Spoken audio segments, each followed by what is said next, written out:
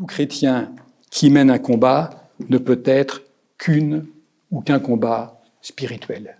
On n'a pas d'autre combat à mener dans ce monde. Vous allez peut-être étonner par ce que je dis, mais quand vous lisez par exemple Galates, je ne sais pas où ça va être.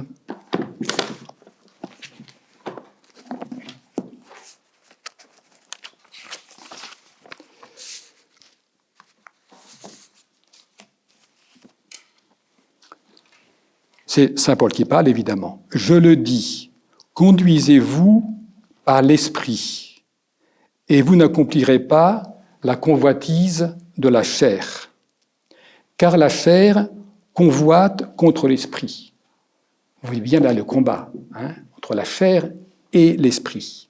« Car la chair convoite contre l'esprit, et l'esprit contre la chair. Ils sont opposés l'un à l'autre, de sorte que ce que vous voulez, vous ne le faites pas.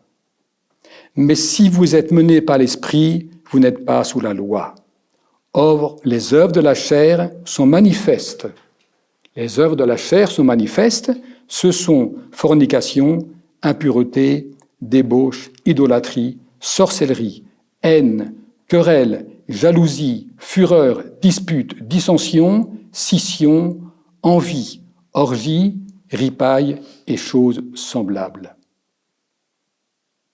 Je vous préviens, comme je vous en ai déjà prévenu, ceux qui commettent de telles choses n'hériteront pas du royaume de Dieu.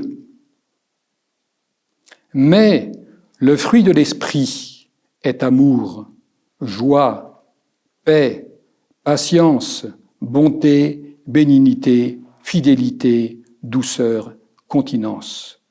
Contre de telles choses, il n'y a point de loi.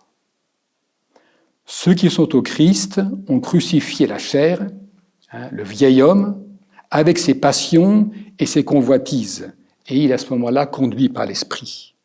Si nous vivons par l'Esprit, dit encore saint Paul, suivons aussi l'Esprit.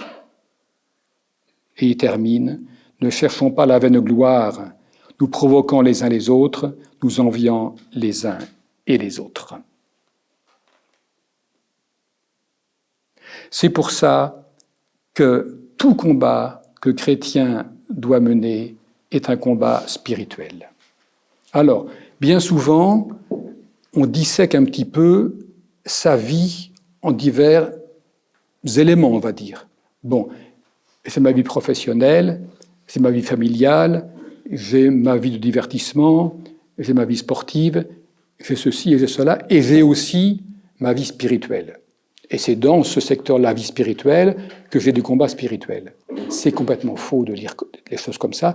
Et de disséquer sa vie comme ça en différents tronçons, c'est une grave erreur.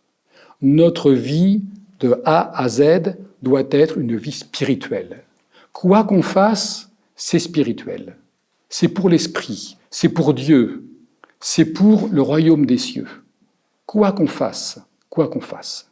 Et à ce moment-là, tout combat que nous menons est un combat spirituel. Spirituel. Quelqu'un me vole ma voiture. Vous allez me dire, mais ça, c'est pas spirituel. Non, mais ma réaction doit être spirituelle. C'est quoi? Est-ce que je vais bénir la personne qui m'a volé ma voiture, ou je vais le haïr, je vais voilà, je veux dire, celui-là, il mérite la mort, il mérite d'être aux enfers jusqu'à la fin de sa vie, etc. Voilà. Donc, dans notre vie, elle doit être que spirituelle. Et le combat doit être que spirituel.